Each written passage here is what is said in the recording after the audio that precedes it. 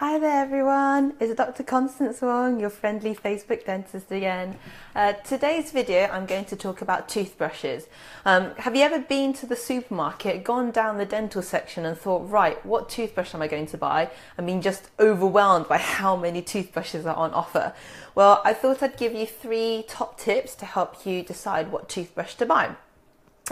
Hopefully if you're watching live, then hi there. Please feel free to interact by liking the video or posting any comments throughout the video as well. So generally I always recommend an electric toothbrush over a manual toothbrush, purely because there is research to show that electric toothbrushes are better than using a normal toothbrush, and I personally use an electric toothbrush as well, so that's why I usually recommend electric toothbrushes.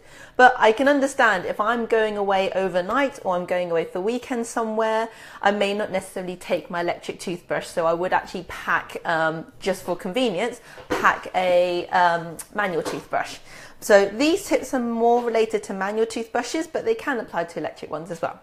Anyway, so first point I'd say is try to choose a toothbrush with a small head on it. So what I mean is that, for example, this toothbrush has got quite a big head, it's quite long, in comparison to, say, this toothbrush, which you can see is a lot smaller. The idea is that if all our teeth was just one nice flat plane, one flat area, it's quite easy to get something big and just scrub away, a bit like your floor. You just scrub everything with a big brush. Because your teeth aren't flat, you've got lots of grooves in your teeth, there's gaps, there's curves and everything around it. If you get something as big as this, you may not necessarily get into all the nooks and crannies. So actually it's a lot better to have a smaller toothbrush head. So that's typically why electric toothbrushes have a smaller head than other toothbrushes. You can see that this is an Oral-B toothbrush, that's quite a small head. You can even get even smaller ones. This is a Philips Sonicare one, so that's just as small as well. So that's the first thing I'd recommend. The second thing I'd recommend is to choose a toothbrush which has the bristles are either medium textured or soft textured. So what I mean is that basically you can't really tell in these videos, but that's a very extra soft bristle, whilst this one is a little bit harder. Basically in the sense that if you use a harder toothbrush, yes, you can scrub harder, but you could end up scrubbing away your gums or damaging your gums if you scrub too hard. Usually electric toothbrushes, because they're electric, they will always put a lot more pressure, so these bristles are extra soft to compensate for the fact that they're electric. So that's the second point, number 2.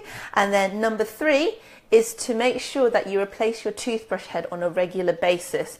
You usually replace it when the bristles, so going back to this toothbrush, it's the biggest one, you can see the bristles are nice and parallel on each side. This is one of my older toothbrushes, and you can start to see that the bristles are ever so slightly kind of flaring out. Once they flare out, they don't tend to clean in between the gaps as effectively. So once they do start to flare out, that's the kind of the sign when you have to start changing it.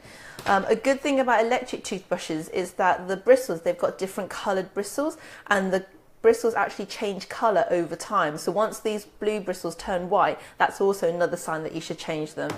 Same with the Sonicare ones, these blue bristles turn white over time. So once they've gone completely white, that's usually a general indication you need to change it. We usually recommend changing a toothbrush roughly every 3 months. That's a general guideline. If you're changing your toothbrush head more often, saying like every month or twice a month, not twice a month, every 2 months, you're probably brushing too hard. So I'd probably check with a dentist to make sure you're not brushing too hard. And that was basically my 3 top tips. So just to summarize, number 1, make sure you pick a toothbrush with a very small head. Number 2, pick a toothbrush with nice soft bristles. And then number 3, make sure you change the toothbrush head when the bristles have started flaring out.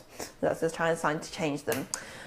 Also, what about extras? So lots of different toothbrush brands will give you little extras. Like for example, this toothbrush here has got little rubber bits. They say that helps to kind of polish your teeth a bit better. Or you can see that this handle is a lot prettier and is a lot softer than, for example, this handle. Or you can even get manual toothbrushes which actually have a battery inside them that you can't replace, but it does tend to vibrate the toothbrush a bit.